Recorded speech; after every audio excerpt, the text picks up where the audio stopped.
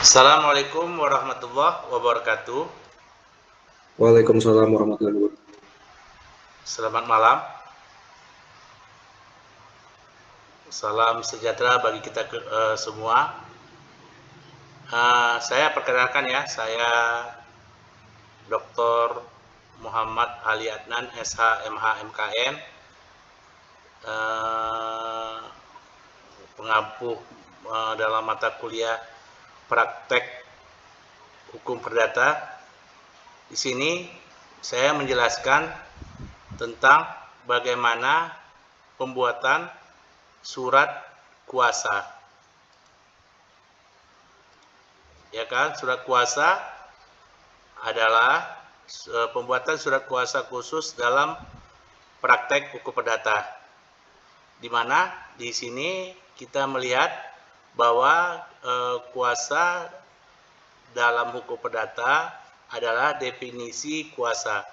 Suatu persetujuan di mana seseorang pemberi kuasa memberikan kewenangan kepada orang lain penerima kuasa untuk melakukan suatu urusan atau atas nama penerima kuasa di pasal 1792 KUHP kita lihat di Universitas Indonesia, yaitu alasan penggunaan kuasa dalam praktek hukum, representasinya di pengadilan, FTC-nya keterbatasan hadir langsung. Udah itu posisi kuasa dalam hubungan hukum perdata dan kewenangan representatif. Di sini kita melihat ada jenis-jenis kuasa atau perbedaan umum sama khusus. Apa itu perbedaannya? Kuasa umum mencakup pengurusan segala kepentingan pemberi kuasa kecuali tidak boleh dikuasakan menurut hukum. Kalau kuasa khusus, dia special power. Surat kuasa khusus dikuasai hanya untuk satu urusan tertentu. Misalnya mengajukan gugatan di pengadilan, menyelesaikan sengketa tertentu. Bila di pengadilan perdata sering diwajibkan kuasa khusus agar tidak tindakan kuasa sah. Perbedaan dari segi lingkup atau risiko dan tanggung jawab penerima kuasa. Dasar hukum tiada kuasa kita lihat di KUH Perdata pasal 1795 tentang pemberi kuasa.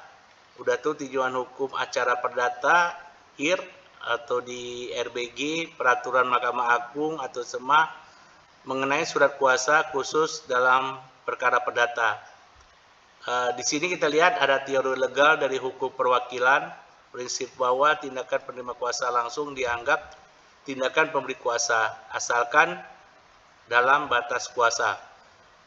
Keterkaitan dengan prinsip perjanjian KUH Perdata karena pemberi kuasa adalah perjanjian antara kedua belah pihak. Udah tuh di sini kita lihat ada syarat-syarat atau unsur surat kuasa khusus. Syarat pemberi kuasa atau umum ada kesepakatan antara pemberi dan penerima kuasa. Yang kedua, pemberi kuasa cakap bertindak secara hukum, bukan di bawah pengampuan anak belum dewasa tanpa wali. Yang ketiga, objek kuasa harus halal dan tidak bertentangan dengan undang-undang. 4. Bila diperlukan, dibuatlah tertulis atau akta otentik untuk kuasa istimewa. Unsur dalam surat kuasa khusus, yang pertama kita lihat adalah identitas lengkap pemberi dan penerima kuasa. Yang kedua, pernyataan pemberi kuasa secara jelas dan tegas. Yang ketiga, uraian tindakan wewenang yang dikuasain. Yang keempat, hak substitusi jika ada. Yang kelima, domisili hukum, pilihan kediaman hukum, tanggal, tempat, tanda tangan, dan materai. Jika diperlukan, cap, saksi, atau legalisasi atau pengesahan. Di dalam surat kuasa, kita ada melihat isi atau format surat kuasa khusus, yaitu struktur umum. Yang pertama, judul, surat kuasa khusus, nomor jika ada. Yang ketiga, pihak pemberi kuasa, nama, pekerjaan, alamat, atau kewarganegaraan. Yang keempat, pihak penerima kuasa, nama, jabatan atau profesi atau kantor advokat atau alamat. Yang kelima, pernyataan pemberi kuasa khusus. Yang keenam, uraian tindakan atau wewenang khusus secara rinci. Udah itu tadi yang ketujuh, hak substitusi atau opsional.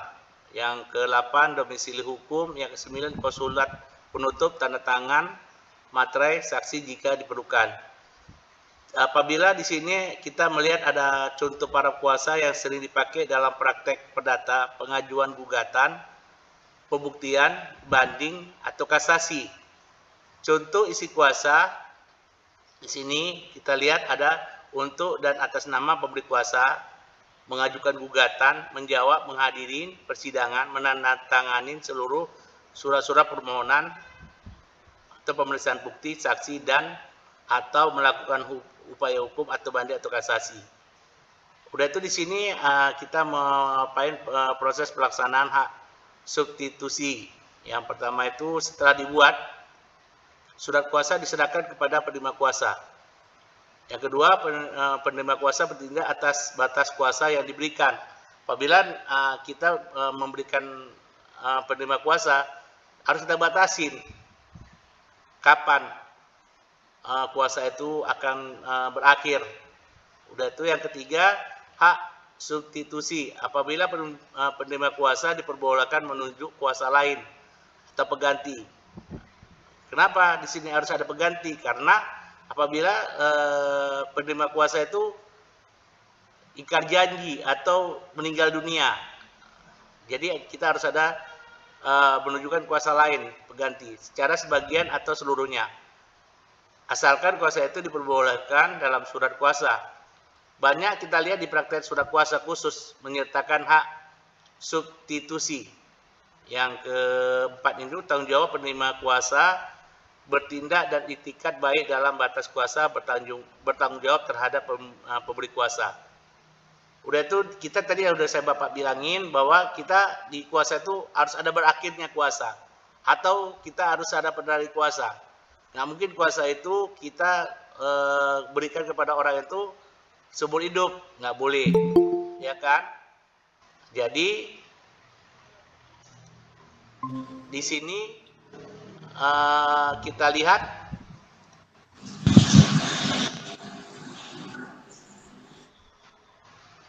ya kan, berdasarkan KUHP pasal 1873 dan seterusnya, kuasa berakhir apabila A. Urusan yang dikuasai selesai. Jadi kalau kuasa itu sudah selesai, nanti kita akan berakhir. Banyak sekarang sebagai pemberi kuasa atau penerima kuasa tidak menyelesaikan itu. Kalau sudah urusan yang selesai dikuasain, mereka diperpanjang sampai bisa seumur hidup. Itu tidak boleh. Yang ke-B-nya, pemberi kuasa menarik kuasanya dengan pemberitahuan cukup. Ya kan? Nah, yang tadi yang saya Bapak bilang, kalau pemberi dan penerima kuasa itu meninggal dunia. Yang ke-D-nya, penerima kuasa berada di bawah pengampuan, pailit. Apabila penerima kuasa itu berada di dalam pengampuan atau pailit, itu tidak boleh. Ya kan? Yang ke-7 ya. 7, penerima kuasa harus dilakukan sedemikian rupa agar pihak ketika mengetahui bahwa kuasa telah dicabut.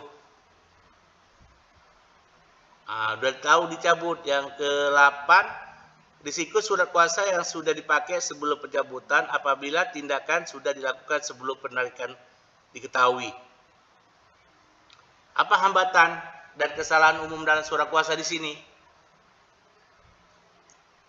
Yang pertama itu kuasa yang tidak jelas, samar dalam wewenang tindakan di luar kuasa, batal demi hukum.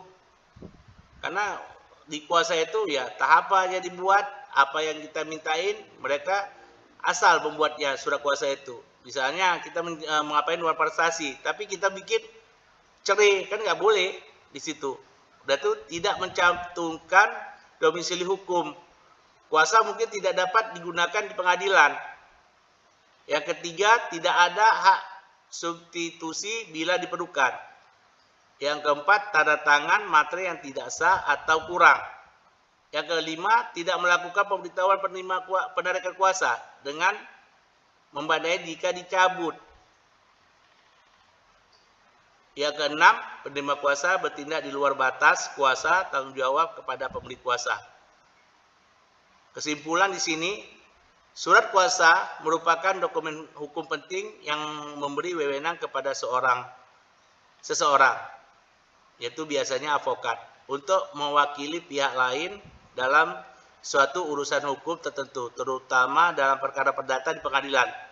Yang kedua, pemberi kuasa ini diatur dalam pasal tadi 1792 sampai 1792 dan 1789 KUHP Perdata dan wajib memenuhi syarat formil serta materi agar sah secara hukum. Yang ketiga, kuasa umum hanya untuk kepentingan pengurusan umum, sedangkan kuasa khusus terbatas pada tindakan tertentu, misalnya mengajukan gugatan atau melakukan upaya hukum.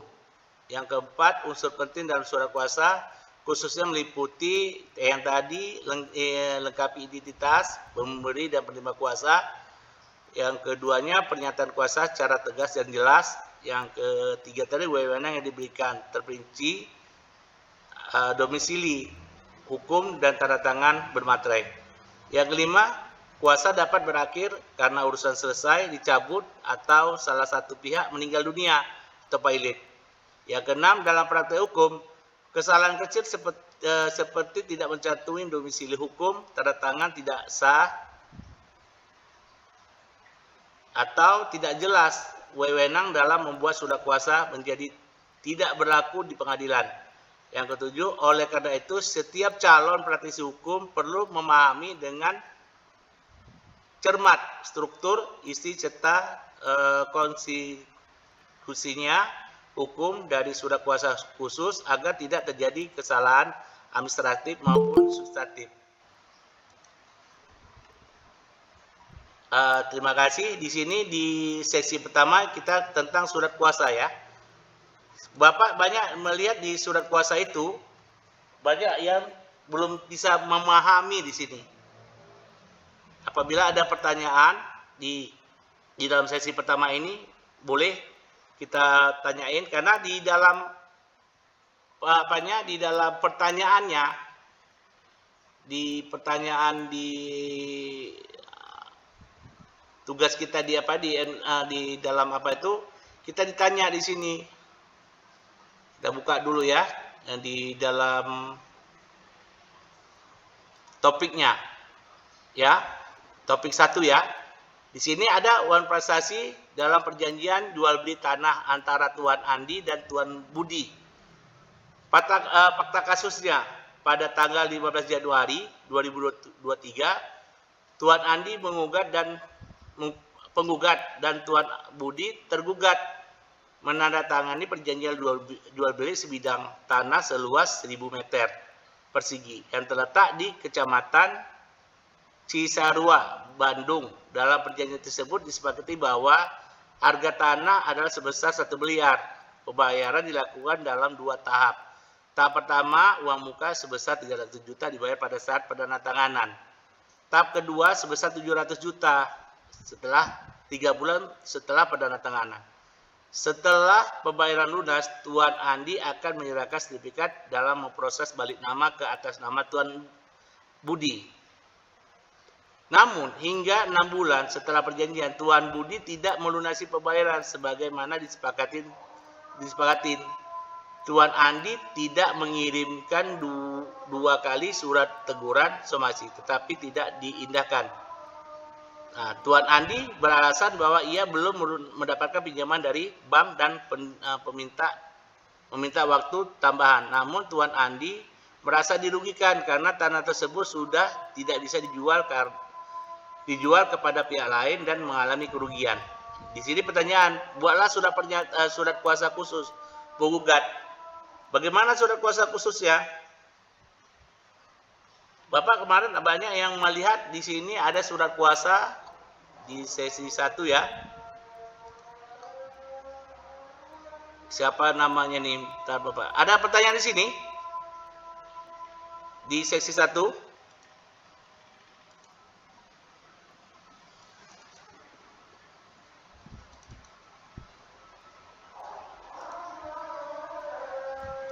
Apa udah jelas?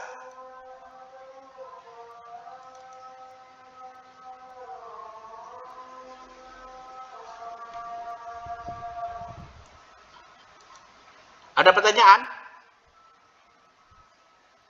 Di sini ada dibikin ya, ada surat kuasa khusus.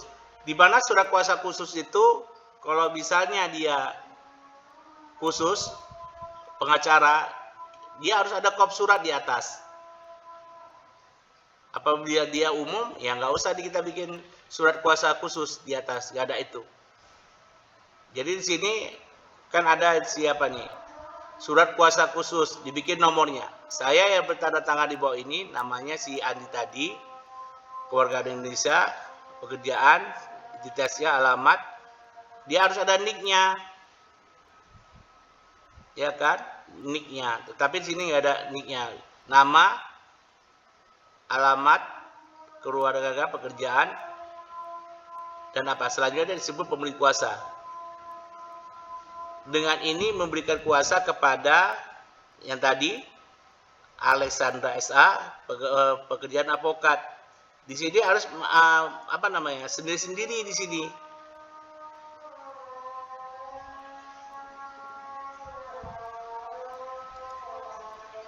Tapi banyak yang nggak buat sendiri-sendiri di sini surat kuasanya.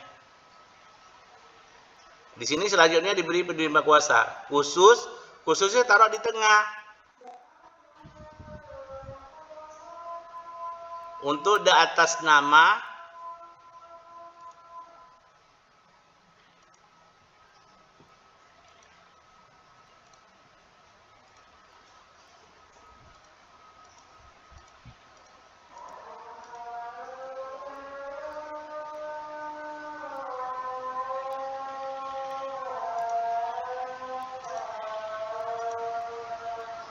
ada pertanyaan di sini?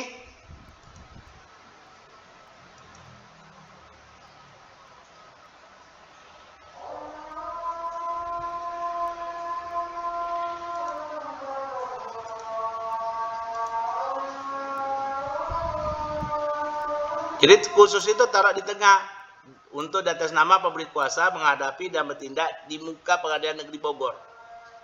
Ya kan? Atas perjanjian jual beli tanah antara Andi Pratama penggugat melawan Budi Santoso tergugat yang timbul karena tergugat tidak melunasi sisa pembayaran sebesar 700 juta sesuai perjanjian jual beli tanah tanggal 15 Januari 2023.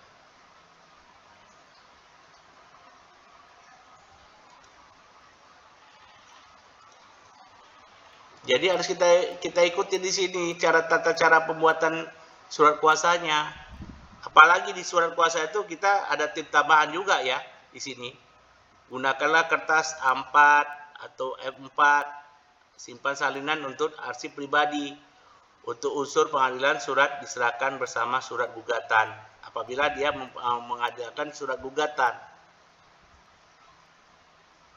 Ya kan? Jadi tadi yang saya bilang yang dari awal, langkah-langkah membuat surat kuasa khusus itu kita lihatlah tentukan tujuan surat kuasanya. Pastikan tujuan jelas, misalnya untuk menggugat uang prestasi, untuk mengurus perkara perdata di pengadilan, untuk mengurus sertifikat tanah, dan lain-lain. Tulislah identitas pihak yang terlibat. Ada dua pihak kan, pemberi kuasa, orang yang memberi wewenang, penerima kuasa, orang yang diberikan wewenang, biasanya advokat. Tulislah nama, alamat, pekerjaan, dan keluarganya masing-masing secara lengkap. Kita lihat tahu, kita apain alamatnya, terus namanya, alamat, pekerjaan, dan kewarganegaraan. Bukan yang kayak tadi, ada nama dulu, baru pekerjaan, alamat, baru kewarganegaraan. Itu rumusan isi dan ruang lingkup kuasa itu, tulislah secara spesifik. Apa yang dikuasakan? Contoh, di sini Bapak bilang untuk mewakili dan bertindak atas nama pemberi kuasa dalam perkara gugatan uang prestasi tergugat Budi Santoso di Pengadilan Negeri Bogor, misalnya di kayak gitu.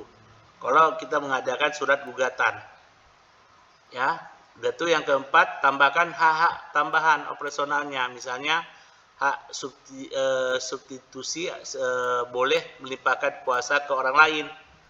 atau dia hak rekusitif untuk banding kasasi peninjauan kembali. Di sini yang kelima, cantumkan tanggal dan tempat pembuatan. Di mana cantumkan tanggalnya, tuliskan dengan format seperti Bogor 29 Oktober 2025 misalnya. Yang keenam ini ya tanda tangan dan materai. Surat harus ditandatangan pemberi kuasa di atas materai 10.000. Penerima kuasa biasanya juga ikut menandatangani di bawahnya. Nggak ada pertanyaan di sini. Di sini Bapak banyak yang lihat ini yang agak sulit Bapak lihat di sini, lihat di dalam surat kuasanya. Ini Bapak lihat ya tugasnya ya. Di sini siapa aja masuk tadi? Kita lihat dia di pertama. Wahid ada di sini, Wahid. Ada Wahid ya?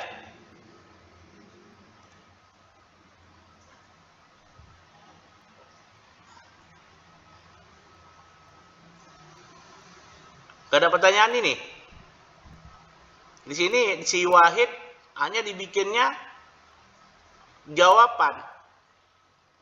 Di sini dibikin surat yang ini disusun dengan 1792 dan nomor prestasi pasal 1238 BW. Ya kan?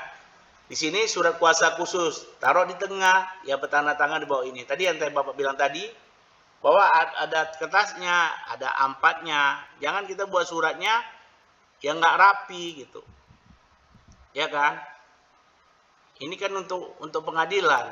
Kalau kita lihat nanti kita sebagai advokat, kita melihat surat kuasa yang nggak rapi, pengadilan bilang ini siapa yang buat katanya, advokat. Kita buat rapi.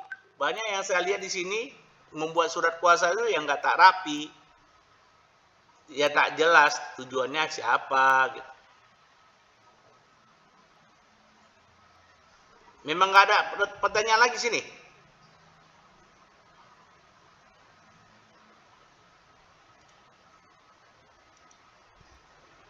Udah tuh siapa si ini lagi ya, ada lagi si Gidrang ini.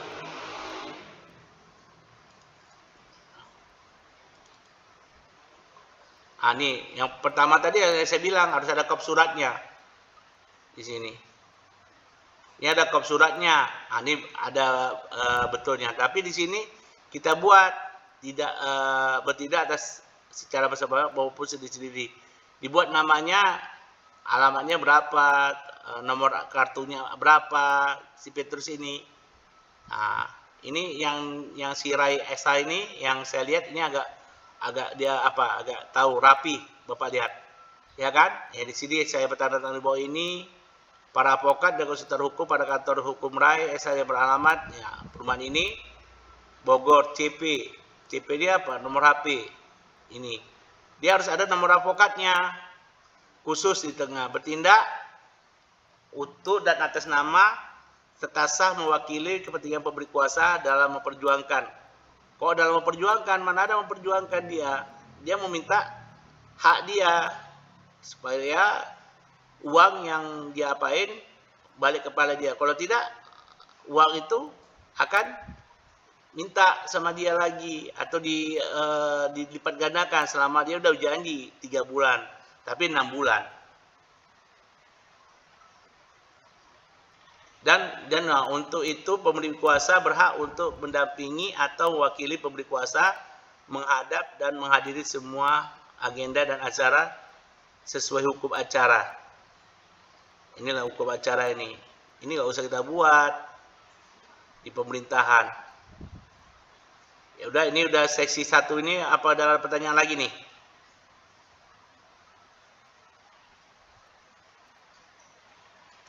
Semua bekerja ya. Bapak lihat di sini ya.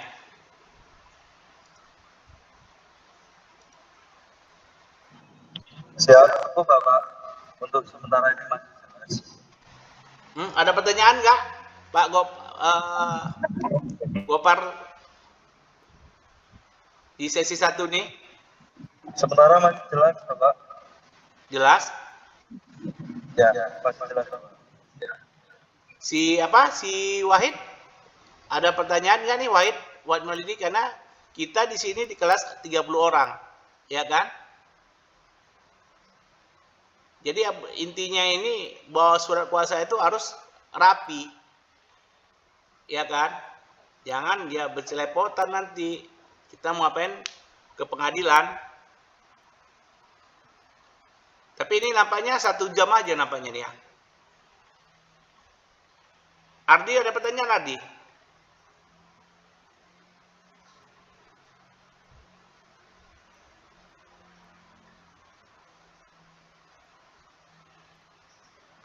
Oke, nggak ada pertanyaan lagi. Kita pakai sesi kedua ya, karena di dalam sesi pertama itu kan udah habis. Jadi kita lihat di sesinya bahwa ada surat kuasa khusus yang tadi yang Bapak bilang. Ini ada surat gugatan.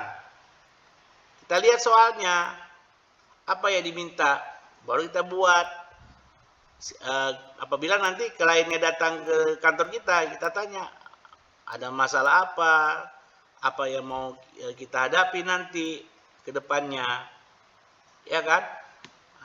Ayo kita lihat, kalau enggak gimana nanti kliennya nggak dapat hak dia. Oke, ini yang yang kedua ya, tentang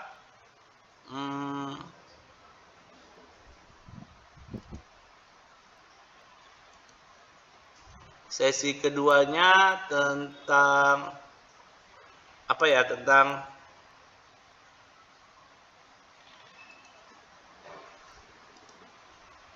pembuatan surat kuasa.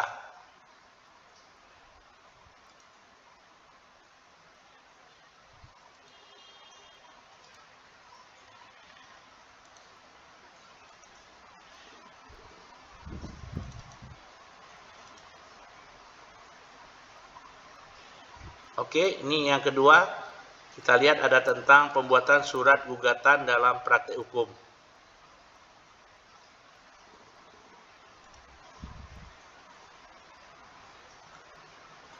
Kenapa tujuan pembelajaran ini?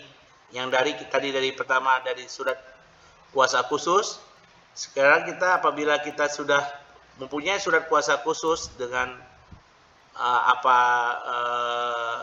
permasalahan kita, klien kita harus ada membuat pembuatan surat gugatan dalam praktek hukum perdata. Tujuan pembelajaran ini, satu, ya kan, memahami struktur dan unsur penting dalam surat gugatan. Dua, mampu mengidentifikasikan kesalahan umum dalam penyusunan gugatan. Tiga, mampu menyusun surat gugatan secara mandiri berdasarkan kasus konkret. Ya kan, pendahuluannya. Surat gugatan adalah dokumen tertulis yang diajukan oleh pihak penggugat kepada pengadilan untuk menuntut hak atau kepentingan hukum yang dianggap telah dilanggar. Yang tadi sama juga dengan surat kuasa tadi, bahwa kita harus ada identitas pada pihaknya, penggugat dan tergugat. Apabila nggak ada, bagaimana kita menggugat, ya kan? Yang kedua di posita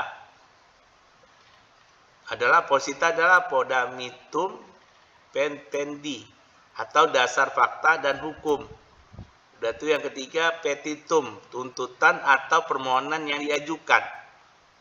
Yang keempat tanda tangan dan identitas kuasa hukum jika ada. Kalau nggak ada ya nggak apa-apa identitas kuasanya. Tapi harus ada identitas kuasa hukumnya. Dia kan bertindak untuk atas nama advokat kan.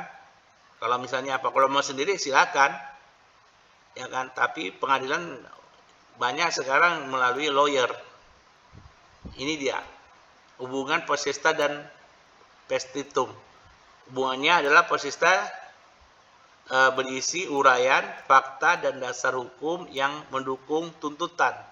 Kalau petitum adalah tuntutan yang diminta kepada hakim. Itu yang harus ada hubungan logis antara posita dan petitum agar gugatan sah secara hukum. Ini kesalahan umum dalam penyusunan gugatan. Mereka nggak jelas yang pertama identitasnya para pihak tidak jelas. Yang dimasuk kemana, kita masuk kemana ya kan? Nggak jelas dia tuntutannya, identitasnya itu. Udah itu yang kedua, posita itu tidak sesuai dengan petitum. Kenapa nggak sesuai dia?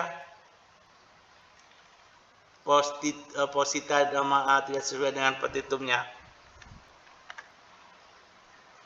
Ya kan? Yang ketiga, tuntutan tidak jelas atau terlalu luas. Kita mau minta apa, banyak kali di dalam itu kita isinya. Kita minta jelas aja, jelas, dan itu padat.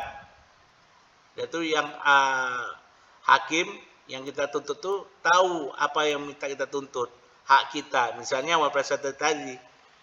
prestasi tadi kan, apabila dia minta uang itu 700 juta, ya kan? Dikembalikan 700 juta, atau dia ada kerugian di situ karena berapa bulan dia nggak bisa apain. Kalau kita memutarkan uang di situ kan kita ada istilahnya bunganya atau apanya. Itu tuntutan tidak jelas atau terlalu luas. Yang keempat, tidak mencantumkan dasar hukum yang kuat. Yang tadi ya, penyusunan surat gugatan. Tentukan pihak yang berperkara. Yang kedua, uraikan kronologis peristiwa secara jelas. Yang ketiga, cantumkan dasar hukum yang relevan. Yang keempat, rumuskan tuntutan petitum secara terperinci dan logis. Gunakan bahasa hukum yang baku dan mudah dipahami. Di sini banyak bahasa hukum yang kurang dipahami kan? Apa minta apa, yang dibuat apa. Itu yang kemarin ya Bapak lihat gugatan kemarin, surat gugatannya yang diminta apa, yang ada apa di apa. Banyak kesalahan di situ. Udah tuh kesimpulan juga, penyusunan surat gugatan memerlukan ketelitian. Penting kita teliti, kita baca ulang. Klien datang itu ada perlu apa, kita ketelitian, harus teliti kita. Pemahaman strukturnya dan keterampilan hukum itu penting. Kalau kita nggak ada keterampilan hukum ya nggak bisa kita buat. Ya jadi asal-asal buat gugatan itu. Klien datang ke kantor, dia minta apa, ya dibuat apa. Malah nanti hakimnya atau pengadilannya, ya ini Pak, Bapak urusan apa sekarang? Misalnya kita mengurus prestasi tadi, tapi kita ngurus cerai misalnya. Kan beda. Ya kan? Bisa dipahami ya? Dengan memahami unsur-unsur dan menghindari kesalahan umum, mahasiswa dapat menyusun gugatan yang baik dan sesuai dengan praktek hukum perdata. Terima kasih. Ini udah sesi 2. Ada pertanyaan lagi di sesi pertama sesi 2 karena kita udah terlambat ya. Karena baru ini kita bisa jumpa karena banyak kesalahan di sini. Ada pertanyaan enggak? Masih sangat jelas. Sangat jelas. Karena Bapak terus ya bercakap, kalian enggak apa, kita bertukar pikiran di sini. Biar kita tahu di mana kesalahannya. Jangan Bapak ya cakap ya jelas kita apain gitu. Ada pertanyaan lagi di sini?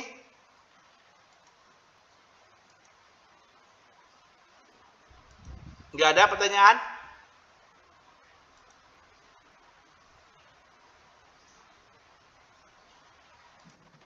Cukup Bapak. Cukup? Ini waktunya disuruh panjang ini.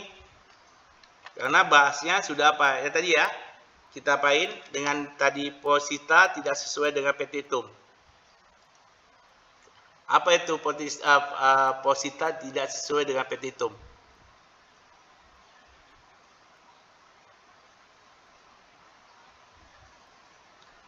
Sama tadi yang saya bilang tadi, yang diminta berapa, ya dihargai berapa. Iya kan? Yang tadi contoh kasus tadi ya. Misalnya dalam gugatan positanya penggugat menjelaskan bahwa tergugat tidak membayar sisa harga tanah sebesar 700 juta tadi kan. Petitumnya itu posita kan. Petitumnya penggugat meminta agar tergugat menyerahkan sertifikat tanahnya. Ini kan tidak sesuai karena faktanya penggugat justru belum menerima pelunasan. Tetapi yang diminta justru penyerahan tanah. Ya nggak boleh lah. Ya kan? Yang seharusnya diminta adalah Menghukum tergugat untuk membayar sisa harga tanah dan ganti rugi akibat uang prestasinya. Iya kan? Banyak di sini Bapak lihat, nggak tertentu dia. Kita lihat ya, dia apa ya pertanyaan yang kedua yang untuk sesi 2 ya. Pertanyaannya. Ini dia. Sama juga Bapak sesi dalam perjanjian jual beli tanah antara Tuan Adi dan Tuan Budi. Sama dengan yang tadi, tapi di harga 700 juta juga kan? Sama dengan yang surat kuasa khusus tadi. Tapi di sini banyak yang diminta berapa, yang kita berapa, gitu. Kayak si apa kemarin, Bapak ada baca kemarin kayak Wahid ya. Ini Wahid pun kemarin ada apanya? Ini. Tugas 2 ya, Bapak saya sih dalam perjanjian jual beli tanah antara Tuan Andi dan Tuan Budi. Fakta kasusnya tadi 700 juta, surat gugatan. Di sini bikin surat gugatan. Di atas ada kop surat pengacara kalau kita ada pengacara. Diingatkan kembali, kita harus ada buat kop surat ya. Kalau kita nanti mau praktek di lapangan. Nanti pasti ditolak sama pengadilan. Kalau kita nggak ada kop surat, setiap hari kita kalau misalnya membuat surat, segala surat yang mengenai pengadilan, siapa tujuannya advokatnya harus ada kop suratnya. Lebih bagus lagi kalau ada surat gugatan, ada nomornya di bawah. Nomor kita, nomor advokat kita, misalnya 01 sekian misalnya. Ya kan? Nah, di situ wajib ada dibilang Bogor taruh di apa? Kepada yang terhormat Ketua Pengadilan Negeri Bogor di Bogor. Kan di Bogor dia kan? Apanya? Pengadilannya di Bogor nih. Jangan nanti tanah di Bogor kita pengadilannya di apa? Di Jakarta. Objeknya Bogor, tapi kita pergi ke pengadilan Jakarta. Ya nggak diterima. Mana nih objeknya? Kita harus tahu di mana domisili dan objek perkara itu, ya kan? Nggak mungkin kita berlari ke Bogor, kita ke Jakarta, itu salah kaprah nanti tuh, ya kan? Ini bacanya surat gugatan, kalau bisa uang prestasi, ya kan? Nah, kepada yang terhormat, ini berdasarkan surat kuasa khusus nomor sekian, terlampir bertindak dan atas nama kepentingan hukum. Ini penggugat. Ini advokatnya kan. Dengan ini menggugat, ada menggugat hendak mengajukan gugatan. Nggak ada dengan ini menggugat, bukan hendak. Bagaimana pula hendak ya kan? Mengajukan gugatan terhadap Tuan Budi, keluarga Indonesia. Ya tadi Bapak bilang urutannya itu harus pas. Tadi apa urutannya? Nama, udah itu alamat, warga negara itu ya belakang. Ini ada alamat kewarganegaraan, domisili elektronik Bogor, mana ada? Kita harus jelas. Ini ditolak nanti, ya kan? Ditolak nanti pengadilan. Nggak jelas ini gugatannya, surat gugatannya. Kita harus punya apa namanya? Punya apalah susunan lah, gitu, ya kan? Nah, di sini alamat Bogor, alamat pun lagi harus jelas alamat di mana. Kalau misalnya ada alamatnya yang jelas. Kalau nggak ada di sini alamatnya, kita buat alamatnya di mana? Di dalam fakta kasus yang dibuat ini, ya kan? Nggak ada alamat tergugat dan penggugatnya. Kita buat. Jangan alamat Bogor. Biarpun ini sebagai latihan kita, nanti waktu kita ke lapangan kita udah tahu gitu, ya kan?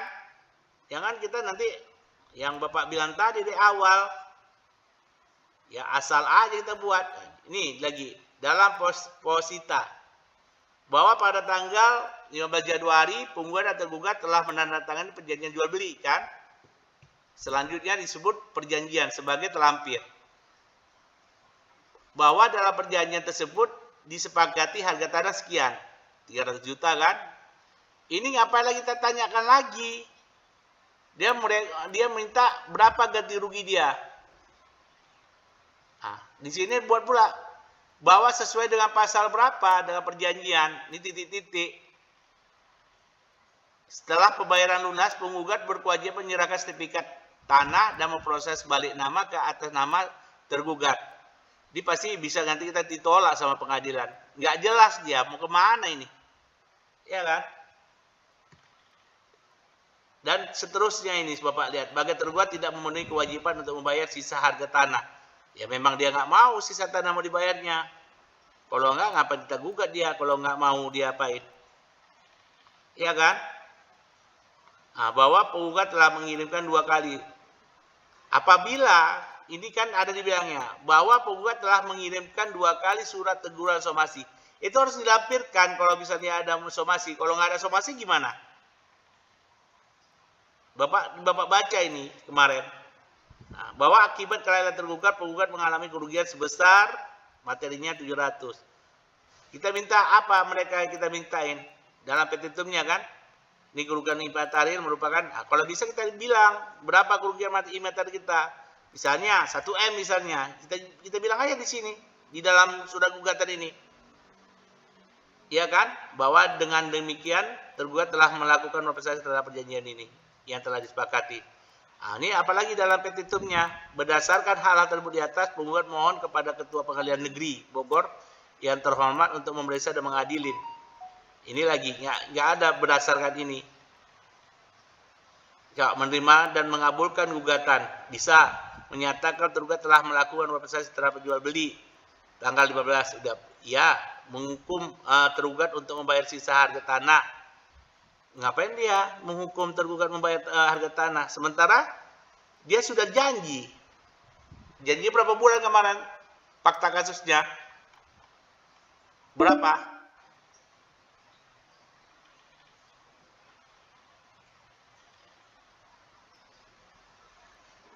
Berapa dia apa ya? Selama 3 bulan lunas, tetapi selama 6 bulan dia nggak mau bayar, tidak melunasi.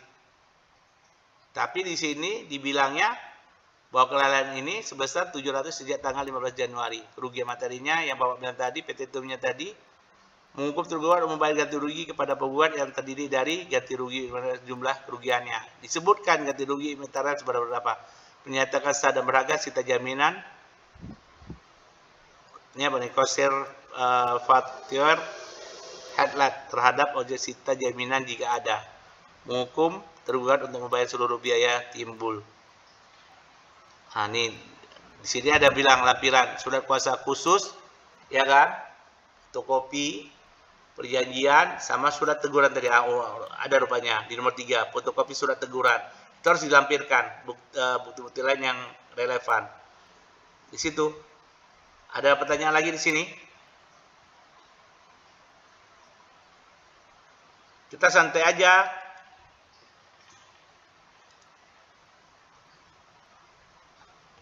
Ini Wahid Maulidi, itu tadi punya kamu. Ada pertanyaan lagi? Tidak, Pak. Udah sangat jelas atau gimana? Atau Bapak kecepatan atau gimana?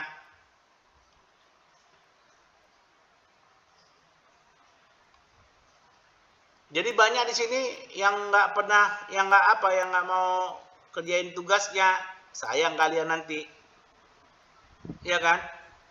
Sayang. Tapi waktu 2 jam, tapi kita kita habiskan atau gimana ya?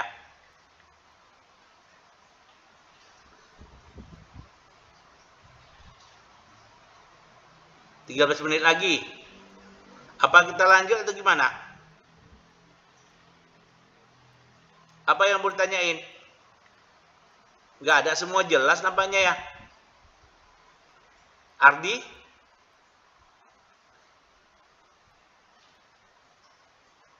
Ardi jelas juga.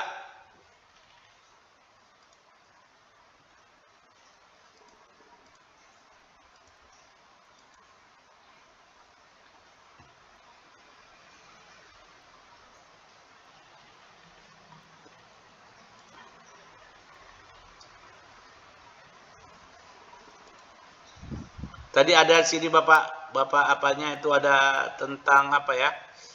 Tentang tuntutan tidak jelas dan terlalu luas, tidak mencantumkan dasar hukum yang kuat, ya enggak? Itu tadi yang Bapak bilang tadi, tidak mencantumkan yang tidak kuat tadi.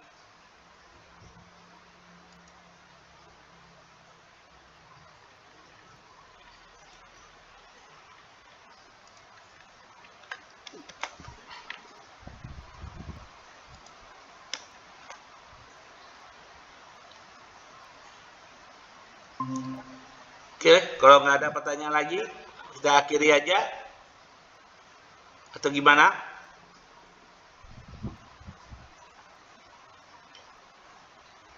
Yang tadi, tidak mencantumkan dasar hukum yang kuat. Makna kesalahannya, ketika dikatakan tidak mencantumkan dasar hukum yang kuat, berarti gugatan hanya berisi uraian fakta atau peristiwa tanpa menyebuti dasar hukum yang terjadi alasan sah atas tuntutan tersebut. Dasar hukum acara perdatanya, gugatan harus memuat fakta yang jelas dan tuntutan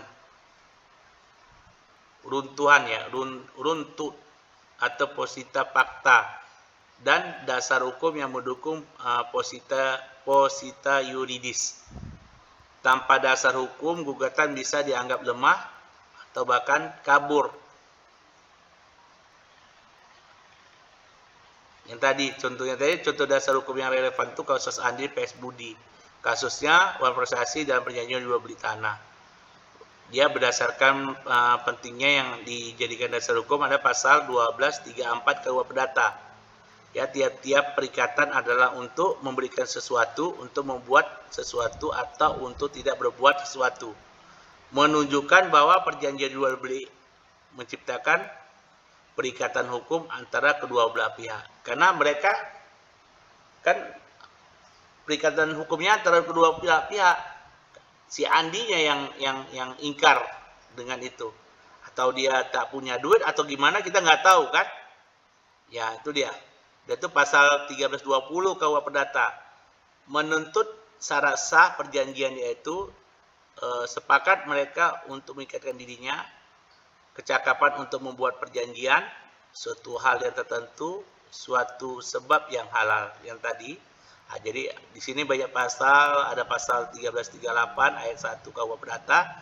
Semua perjanjian yang dibuat secara sah berlaku sebagai undang-undang bagi mereka yang membuatnya. Artinya Budi wajib mematuhi isi perjanjian, jika tidak ia malversasi. Nah, dia kan udah bilang 6 bulan bayar, tapi dia nggak berbayarnya 6 bulan itu. Kalau bisa ya kita mengharapkan supaya perdamaian, musyawarah itu ya.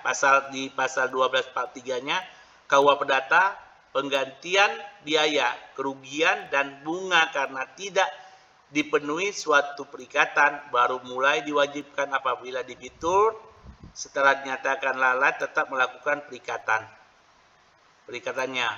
Dasar hukumnya untuk menuntut ganti rugi akibat malversasinya.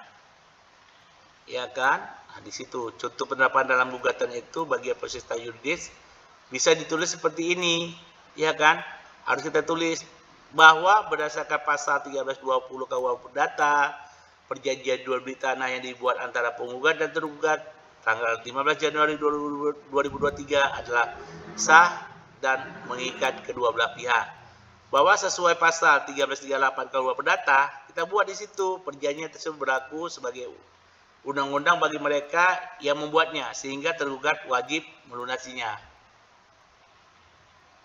Pembayaran sebesar 700 juta, meskipun telah diberikan somasi sebanyak 2 kali, merupakan perbuatan malversasi sebagai masuk dalam pasal 1243 KUH Perdata.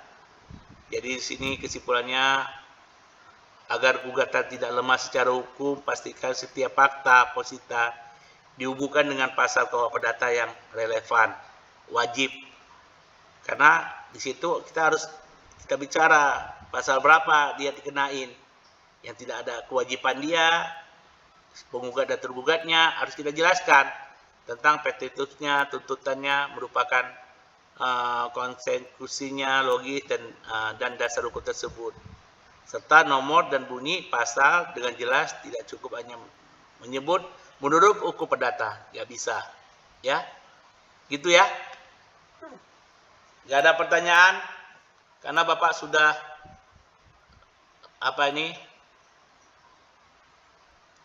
biar kita enak untuk belajar. Gimana? Gak ada lagi, udah pas?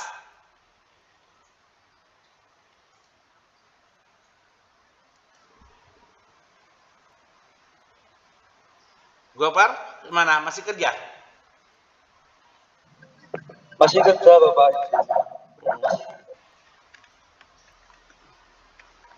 Oke Pak, kita akhiri atau gimana?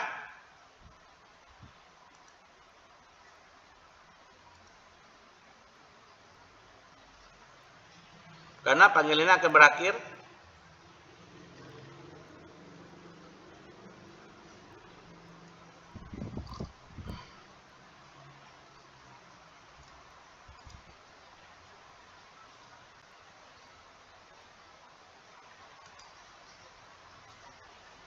Gak ada pertanyaan? Cukup Bapak. Cukup. Tapi si Gopar Latif ini di dalam suratnya kemarin